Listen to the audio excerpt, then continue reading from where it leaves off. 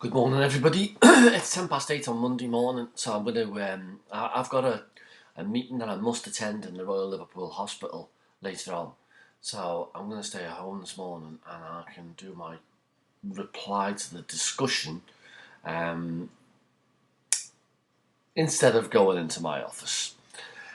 So good morning, everybody, and it was great to read all your contributions again this week. I get the I get the impression, and it is just an impression, there's nothing I can really point to here to back up what I'm saying, but I get the impression that I think some of these materials are coming a little too fast, that that whereas you may feel that you've got plenty of time to carry on with an individual lesson, that no sooner have you started opening one lesson than the next one is more or less on you. I suppose this is one of the disadvantages, really, in organising a curriculum that doesn't have an appointment base. If you have an appointment, then you've got to show up. There's no choice about there's no choice about it. You must turn up. Whereas with this system, of course, you might work on a Tuesday night, and then your next opportunity comes on Thursday morning when the next lesson's in. I don't really know how to get around that. Certainly, I think it's a good idea that the materials are released weekly. I wouldn't like to throw all of the materials at you at once and that you try and find your own way through it. I'm not sure that would work very well. And I'm not sure that spacing them out, let's say every 2 weeks rather than every week, I'm not sure that would work either. My guess is that you would think, well, I've got 2 weeks, so I'm not going to do anything tonight. My guess, it's a good feeling. It's knowing how I am as a student. That's how I'd do it.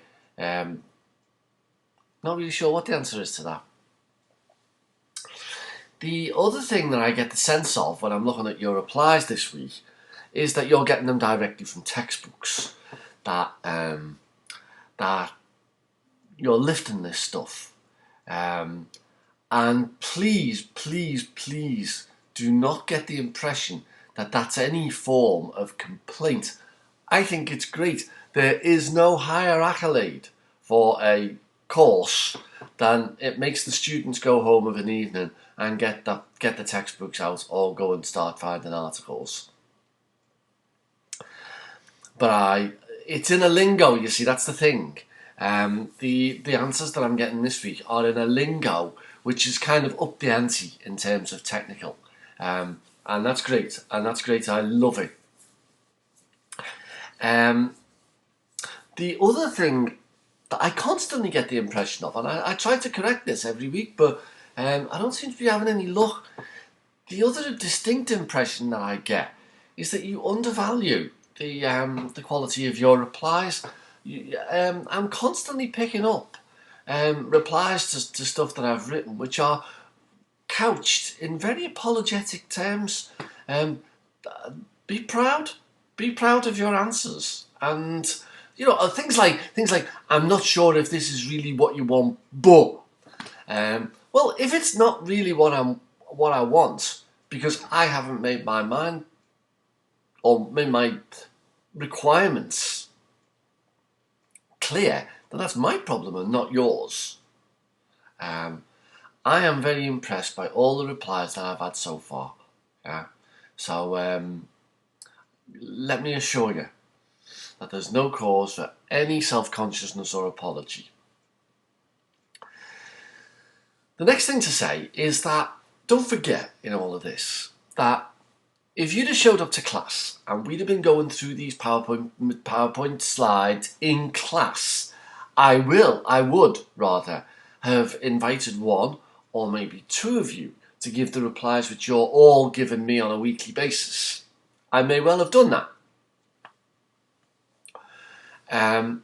But the majority of the people in the class wouldn't have said anything.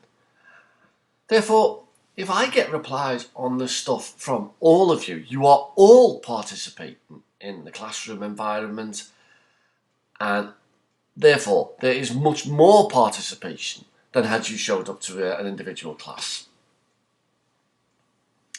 But I have got one suggestion for you this week, and that's maybe you would consider doing your work collectively instead of doing it individually. I mean, look, do it individually if you want. That's just as good for me. But I'm thinking here about the skill of collectively getting work together. I don't know whether any of you have ever looked at Google Documents. Put it in as a search term in Google. Google Documents. You have to register, but it's free.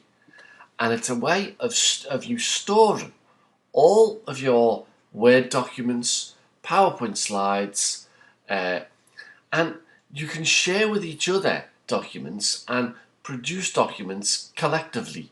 Now, wouldn't it be great if instead of you all writing individual contributions to a document, wouldn't it be great if Ireland and the Isle of Man and Wales could all contribute to one document and therefore economise on the amount of work that you're all doing? That might be a good idea. But check it out anyway for the future. Google Documents, it's a way of storing slideshows and Word type. It's all compatible with Word and PowerPoint, by the way. It's a way of storing Word and PowerPoint that doesn't rely on your own computer.